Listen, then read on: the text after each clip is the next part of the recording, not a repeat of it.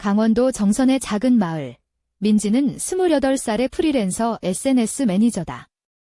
서울이나 부산의 화려한 도심과는 거리가 먼 오래된 나무집들이 옹기종기 모여있는 동네에서 혼자 작은 원룸을 빌려 살고 있었다. 창문 너머로는 소박한 마을 풍경과 산자락이 보이고 늘 들려오는 바람소리와 멀리서 들려오는 기차 소리가 그녀의 유일한 친구 같은 존재였다. 민지의 하루는 보통 노트북 앞에 앉아 시간 가는 줄 모르는 디지털 세계 속에서 흘러갔다. 검은 뿔테 안경 너머로는 피곤에 찌든 눈동자가 반짝였고 늘 어깨 위로 무심하게 묶은 머리카락 사이로 몇 가닥 머리카락이 흩날렸다. 민지는 스스로의 삶을 디지털 성지에서의 외로운 전사라고 농담 삼아 부르곤 했다. 그녀의 남자친구 도훈은 31살.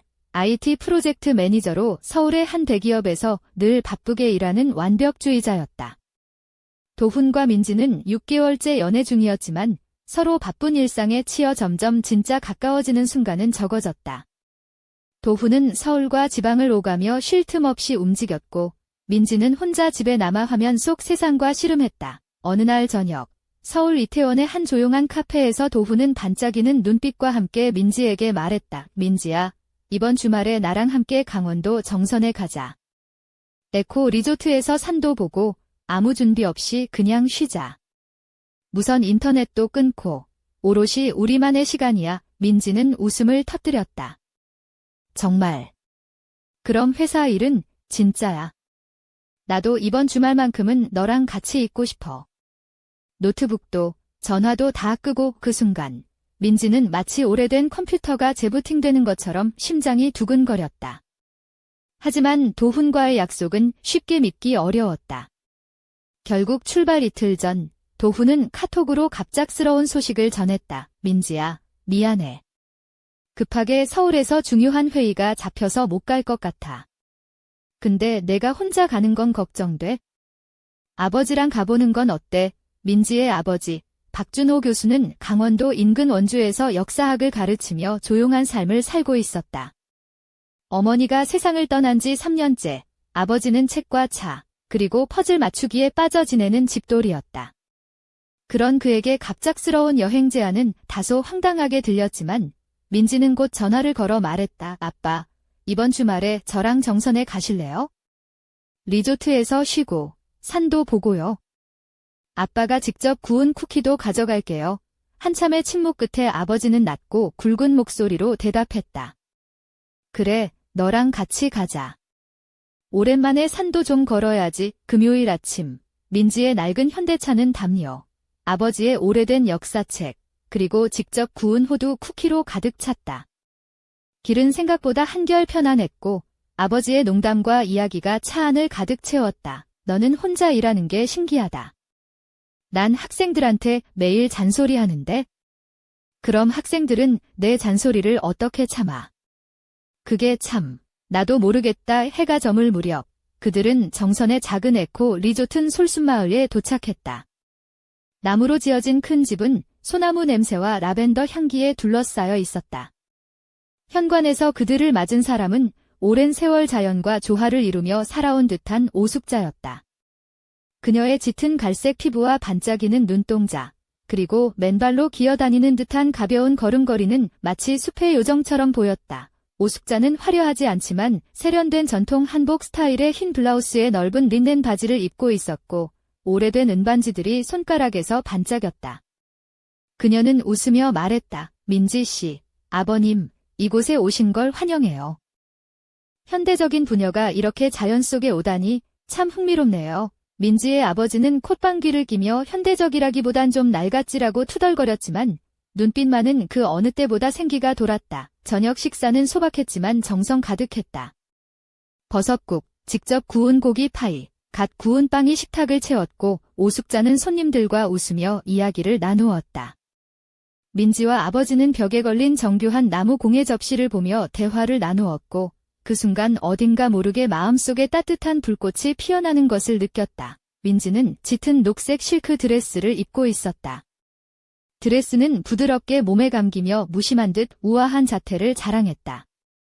검은색 얇은 스타킹과 발목을 살짝 드러내는 낮은 굽의 에나멜 구두가 그녀의 다리를 더욱 매혹적으로 보이게 했다.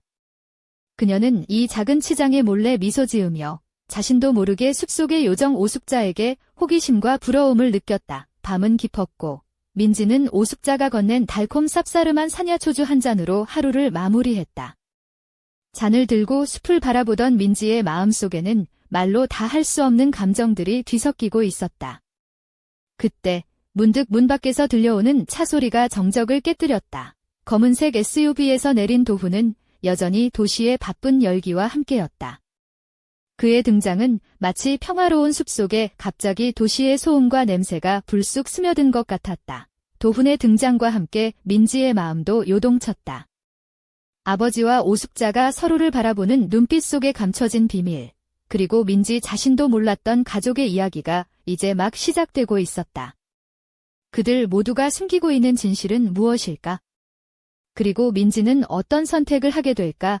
그 순간 민지의 눈앞에 펼쳐진 풍경은 마치 오래된 전설처럼 신비롭고도 위험한 기운을 내뿜고 있었다. 다음 이야기가 궁금해지는 순간 정선의 밤은 더욱 깊어만 갔다. 민지는 도훈이 다가오는 걸 느꼈지만 그가 뿜어내는 도시 냄새와 과도한 자신감에 숨이 막힐 듯했다. 도훈은 멋진 청바지에 흰 티셔츠, 손에는 항상 붙어있는 스마트폰을 들고 있었고 그의 웃음은 마치 광고에서 튀어나온 모델 같았다. 서프라이즈! 라며 소리쳤지만 민지의 심장은 오히려 얼어붙었다. 도훈 씨, 여기 와서 좀 어색한데요. 민지는 조심스럽게 말했다. 그의 손길이 그녀의 팔을 잡았지만 그 조용한 산골의 공기와 어울리지 않는 그의 강한 채취에 민지는 몸을 살짝 비틀었다. 오숙자는 현관 계단에 서서 미소를 지었지만 그 눈빛은 차갑게 변해 있었다. 민지의 아버지 박준호 교수는 조용히 고개를 돌렸고 그의 얼굴에 낯익은 무거운 그림자가 드리웠다.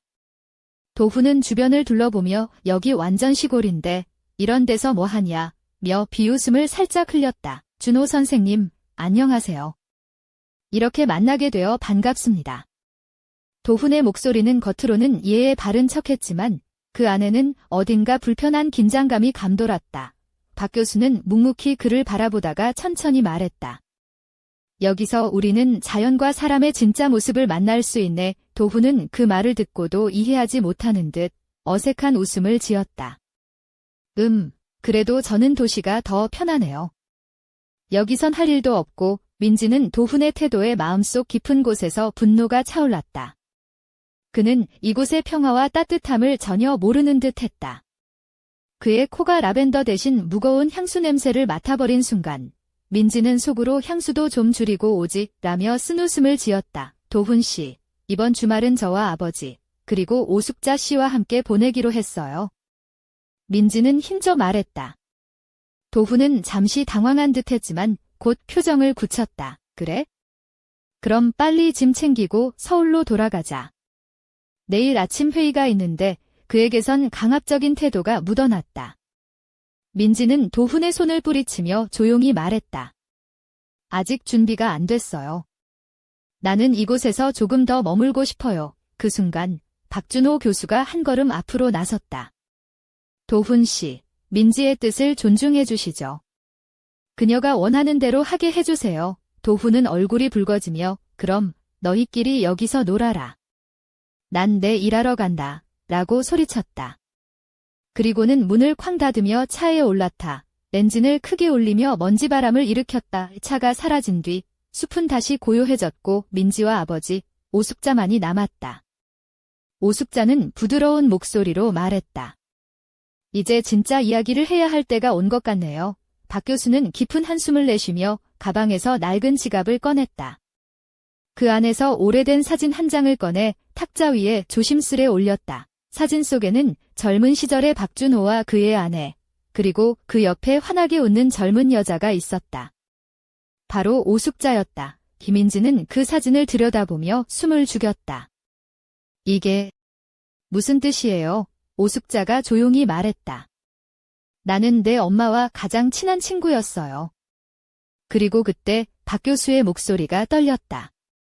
오랜 시간 동안 말하지 못했던 비밀이 있네. 민지는 가슴이 뜨끔했다.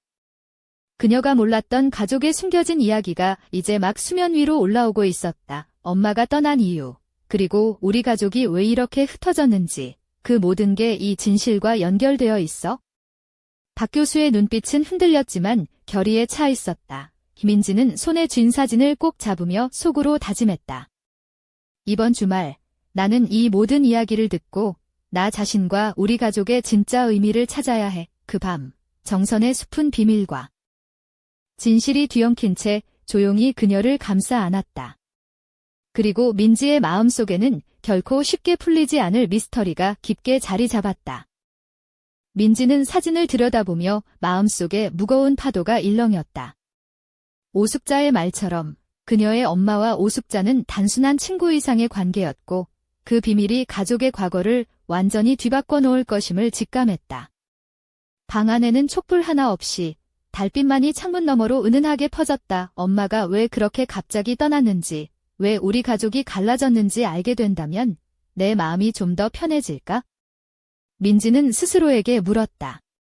그녀의 손가락은 사진 속 엄마의 미소를 따라 살며시 움직였다. 그때 밖에서 바람에 흔들리는 나뭇가지 소리가 들려왔다. 민지는 깜짝 놀라 창문 쪽으로 시선을 돌렸다. 어둠 속에서 누군가가 서 있었다. 그 그림자는 분명히 사람이었지만 얼굴은 보이지 않았다. 누구세요? 조심스레 물었지만 대답은 없었다. 그저 바람만 더욱 세차게 불 뿐이었다. 민지의 심장은 빠르게 뛰었다. 설마. 긴장한 목소리로 속삭이자 아버지가 그녀의 어깨를 다정하게 토닥였다. 괜찮아, 민지야.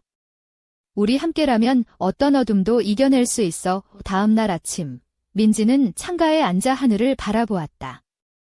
산과 숲이 어우러진 풍경은 마치 한 폭의 수묵화 같았다.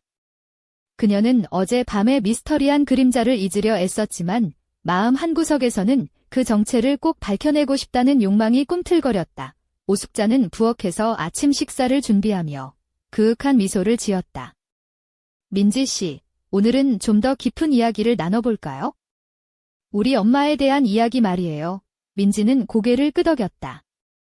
부드러운 목소리와 달리 그녀의 마음은 이미 폭풍전야처럼 긴장감으로 가득 찼다. 점점 밝아오는 햇살처럼 민지의 마음속에 숨겨진 진실도 서서히 모습을 드러낼 준비를 하고 있었다.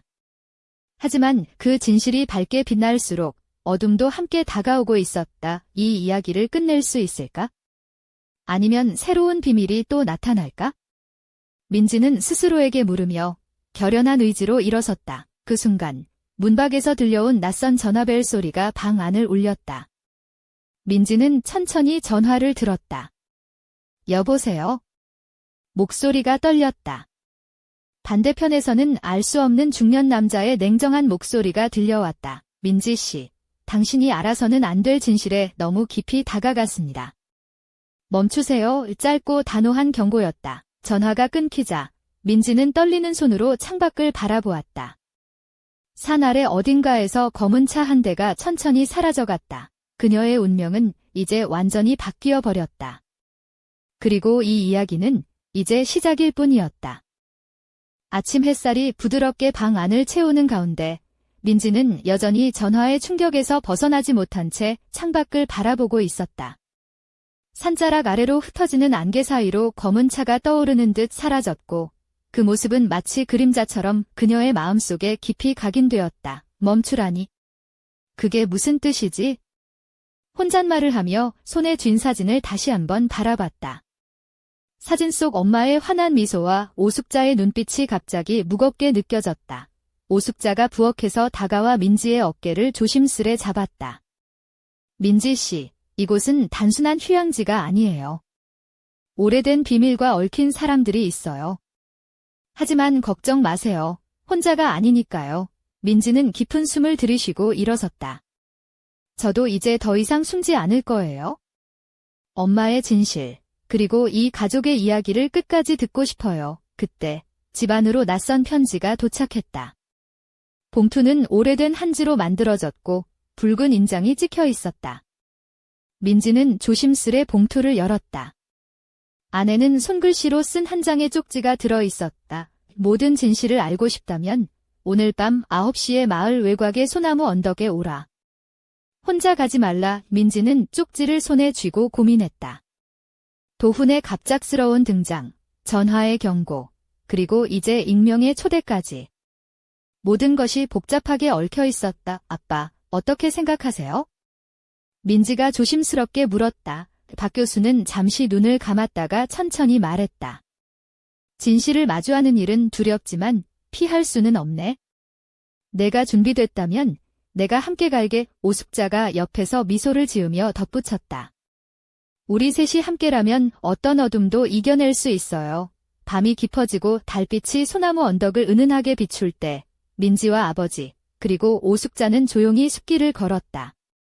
바람이 살랑이며 나뭇잎을 흔들었고 멀리서 부엉이 울음소리가 들려왔다. 그 순간 어둠 속에서 누군가의 그림자가 서서히 모습을 드러냈다. 드디어 왔군요. 낮고 차분한 목소리가 숲을 울렸다. 민지의 심장이 요동쳤다. 마침내 오래된 비밀과 맞닥뜨릴 순간이 다가왔다. 하지만 그 만남이 가져올 충격과 반전은 누구도 예상하지 못한 것이었다. 소나무 언덕 아래 미스터리는 이제 막 시작되었다. 소나무 언덕 아래 어둠 속에서 서서히 모습을 드러낸 인물은 예상치 못한 사람이었다. 희미한 달빛에 비친 그의 얼굴은 낯익었지만 오랜 시간 잊고 지냈던 기억의 파편들이 떠올랐다. 바로 민지의 어머니와 깊은 인연이 있었던 과거 마을에서 이름을 떨쳤던 한 노인이었다. 이제 진실을 마주할 준비가 되었나요? 민지 씨? 그의 목소리는 무겁고 진지했다. 민지는 떨리는 목소리로 대답했다. 네, 모든 것을 알고 싶어요. 엄마와 오숙자 씨, 그리고 아버지 사이에 무슨 일이 있었는지. 노인은 고개를 끄덕이며 천천히 이야기를 시작했다. 오랜 세월 전 이 마을에는 감춰진 비밀이 있었지요. 그 비밀은 단순한 가족사 이상의 것이었고 그로 인해 많은 이들의 삶이 뒤바뀌었소. 그는 주머니에서 낡은 편지 하나를 꺼내 민지에게 건넸다. 편지는 희미한 글씨로 가득했고 그 안에는 엄마가 남긴 마지막 메시지가 담겨 있었다. 이 편지를 읽는 당신에게 진실은 때로 고통스러울 수 있지만 그것이 우리를 자유롭게 하는 열쇠임을 기억하세요. 민지는 편지를 손에 쥐고 눈물을 흘렸다. 그때 멀리서 자동차 소리가 다시 들려왔다. 깜짝 놀란 세 사람은 고개를 돌렸다. 검은 차 한 대가 언덕 아래에 멈춰 섰고 그 안에서 도훈이 내렸다. 그의 얼굴은 굳어 있었고 눈빛에는 결연한 의지가 번뜩였다. 민지야, 내가 여기서 뭘 하는지 모르겠지만 나와 같이 가야 해. 도훈이 다가오며 말했다. 민지는 단호하게 말했다. 도훈 씨, 이번엔 내가 결정할 거예요. 그 순간 노인이 한마디 덧붙였다. 진짜 싸움은 이제부터 시작이오. 과거의 그림자가 우리 모두를 집어삼키려 하고 있소. 소나무 언덕 위, 달빛 아래 비밀과 운명이 교차하는 순간 민지의 이야기는 더욱 깊고 어두운 미로 속으로 빠져들었다. 그리고 그 끝에는 누구도 예상치 못한 진실이 기다리고 있었다.